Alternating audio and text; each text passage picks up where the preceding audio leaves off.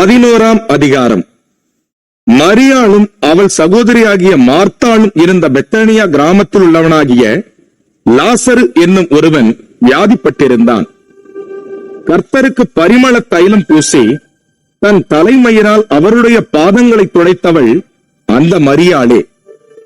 அவளுடைய சகோதரனாகிய லாசரு வியாதியாயிருந்தான். அப்பொழுது அவனுடைய சகோதரிகள், ஆண்டவரே, நீர் சிநேகிக்கிறவன் வியாதியாய் இருக்கிறான் என்று சொல்ல அவரிடத்திற்கு ஆள் அனுப்பினார்கள். இயேசு அதை கேட்ட பொழுது, இந்த வியாதி மரணத்துக்கு ஏதுவாய் இராமல் தேவனுடைய மகிமை விளங்குவதற்கு ஏதுவாய் இருக்கிறது. தேவனுடைய குமாரனும் அதனால் மகிமைப்படுவார் என்றார்.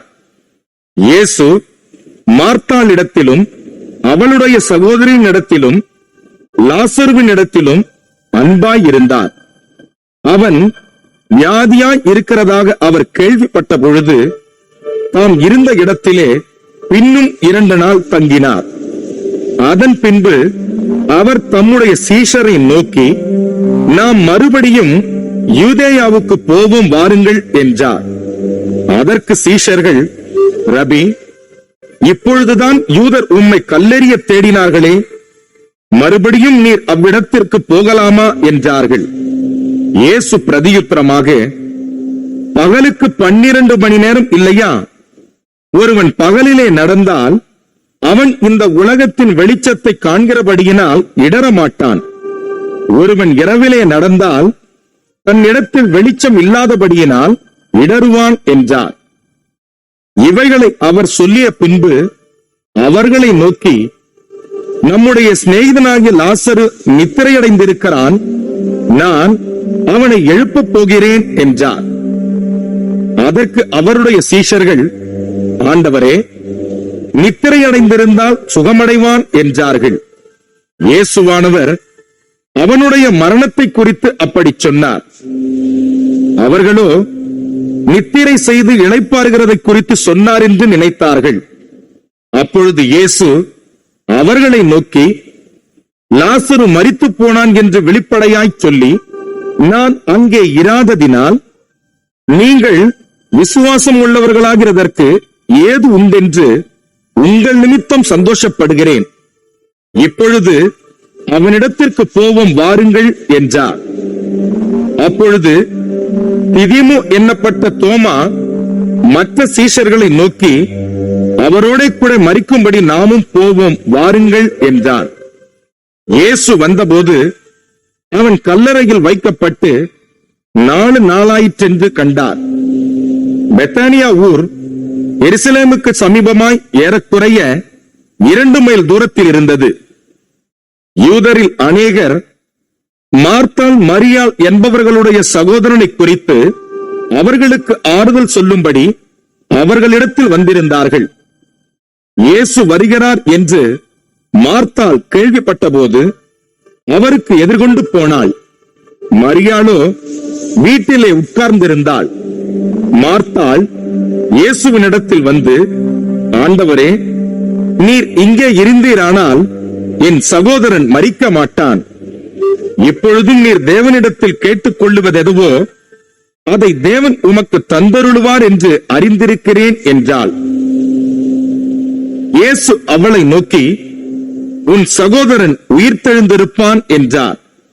அதற்கு மார்த்தாள், உயிர்த்தெழுதல் நடக்கும் கடைசி நாளிலே அவனும் உயிர்த்தெழுந்திருப்பான் என்று அறிந்திருக்கிறேன் என்றாள். இயேசு அவளை நோக்கி, நானே உயிர்த்தெழுதலும் ஜீவனுமாய் இருக்கிறேன். என்னை விசுவாசிக்கிறவன் மரித்தாலும் பிழைப்பான். உயிரோடு இருந்து என்னை விசுவாசிக்கிறவனவனும் என்றென்றைக்கும் மறியாமலும் இருப்பான். இதை விசுவாசிக்கிறாயா என்றார். அதற்கு அவள், ஆம் ஆண்டவரே, நீர் உலகத்தில் வருகிறவரான தேவகுமாரனாகிய கிறிஸ்து என்று நான் விசுவாசிக்கிறேன் என்றாள். இவைகளை சொன்ன பின்பு அவள் போய் தன் சகோதரியாகிய மரியாளை ரகசியமாய் அழைத்து, போதகர் வந்திருக்கிறார், உன்னை அழைக்கிறார் என்றாள். அவள் அதை கேட்ட உடனே சீக்கிரமாய் எழுந்து அவரிடத்தில் வந்தாள். இயேசு இன்னும் கிராமத்துக்குள் வராமல் மார்த்தாள் தம்மை சந்தித்த இடத்திலே இருந்தார்.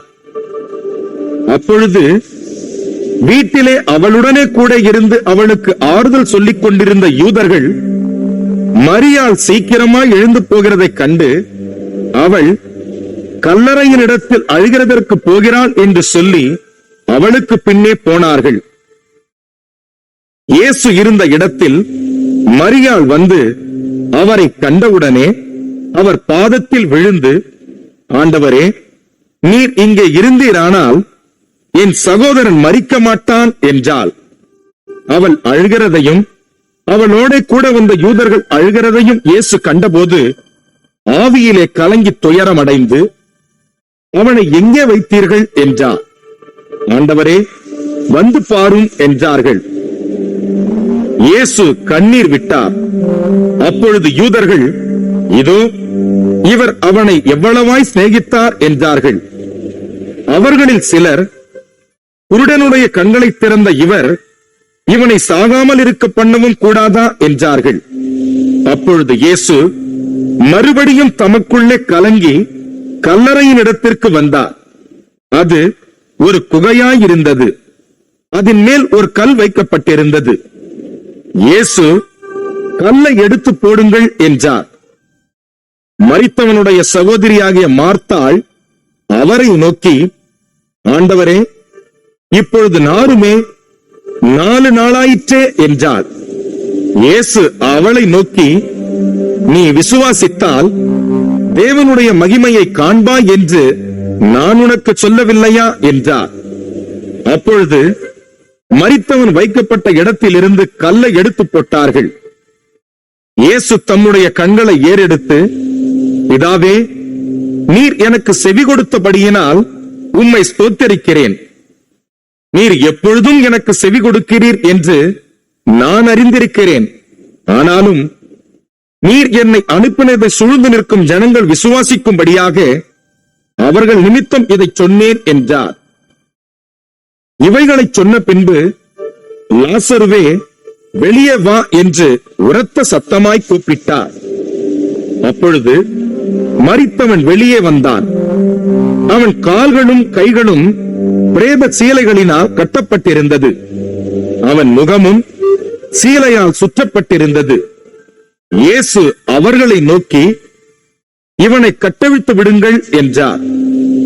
அப்பொழுது மரியாளிடத்தில் வந்திருந்து இயேசு செய்தவைகளை கண்டவர்களாகிய யூதர்களில் அநேகர் அவரிடத்தில் விசுவாசம் உள்ளவர்களானார்கள். அவர்களில் சிலர் பரிசேயரிடத்தில் போய் இயேசு செய்தவைகளை அவர்களுக்கு அறிவித்தார்கள். அப்பொழுது பிரதான ஆசாரியரும் பரிசேயரும் ஆலோசனை சங்கத்தை கூடிவரச் செய்து, நாம் என்ன செய்கிறது? இந்த மனுஷன் அநேக அற்புதங்களை செய்கிறானே, நாம் இவனை இப்படி விட்டுவிட்டால் எல்லாரும் இவனை விசுவாசிப்பார்கள். அப்பொழுது ரோமர் வந்து நம்முடைய ஸ்தானத்தையும் ஜனத்தையும் அழித்து போடுவார்களே என்றார்கள். அப்பொழுது அவர்களில் ஒருவனும் அந்த வருஷத்து பிரதான ஆசாரியனுமாகிய காய்பா என்பவன் அவர்களை நோக்கி, உங்களுக்கு ஒன்றும் தெரியாது. ஜனங்கள் எல்லாரும் கெட்டுப் போகாதபடிக்கு ஒரே மனுஷன் ஜனங்களுக்காக மரிப்பது நமக்கு நலமாயிருக்கும் என்று நீங்கள் சிந்தியாமல் இருக்கிறீர்கள் என்றான். இதை அவன் சுயமாய் சொல்லாமல் அந்த வருஷத்து பிரதான ஆசாரியனானபடியினாலே இயேசு யூத ஜனங்களுக்காக மரிக்கப் போகிறார் என்றும், அந்த ஜனங்களுக்காக மாத்திரமல்ல, சிதறியிருக்கிற தேவனுடைய பிள்ளைகளை ஒன்றாக சேர்க்கிறதற்காகவும் மரிக்கப் போகிறார் என்றும் தீர்க்க தரிசனமாய் சொன்னான். அந்த நாள் முதல் அவரை கொலை செய்யும்படிக்கு ஆலோசனை பண்ணினார்கள். ஆகையால் இயேசு அதன் பின்பு வெளியரங்கமாய் யூதருக்குள்ளே சஞ்சரியாமல் அவ்விடம் விட்டு வனாந்தரத்திற்கு சமீபமான இடமாகிய எப்ராயிம் என்னப்பட்ட ஊருக்கு போய் அங்கே தம்முடைய சீஷருடனே கூட தங்கியிருந்தார். யூதருடைய பஸ்கா பண்டிகை சமீபமாயிருந்தது. அதற்கு முன்னே அநேகர் தங்களை சுத்திகரித்துக் கொள்ளும் பொருட்டு நாட்டிலிருந்து எருசலேமுக்கு போனார்கள்.